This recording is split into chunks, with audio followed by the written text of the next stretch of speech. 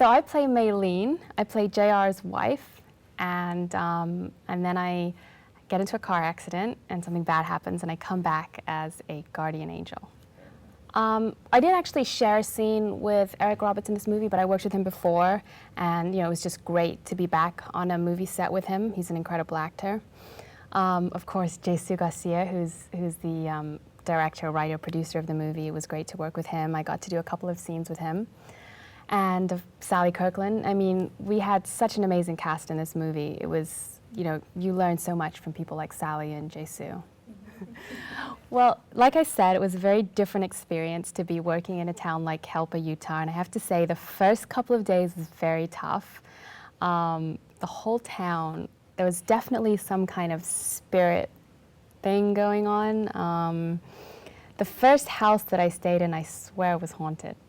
And I didn't sleep very well, had a few incidents, so I had to move, and actually ended up living with a couple that lived in Helper. They were a family, and from that point onwards, it was great.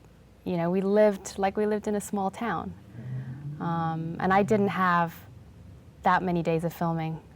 Thanks to our wonderful director, he didn't actually work me that hard, so I had plenty of time to discover the town, and we had a lot of fun.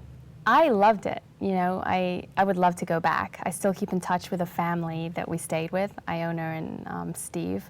We write to each other. I would love to go back. It's an incredible place. It has, like I said, there's definitely a vibe and an energy like nowhere else I've ever been.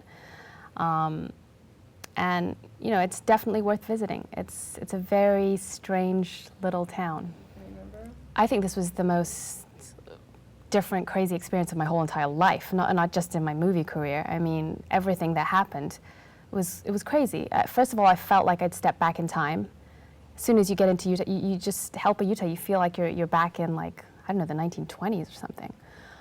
So that was different in itself. And then, like I said, the experience of the whole movie, the story of the Wayshower, just living through that experience was very different. Learning about the story of JR and the Wayshower, that, like I said, that was a big learning experience. And then living with a family in Helper, Utah, and just living their life. I was kind of like their little kid, their daughter that they never had.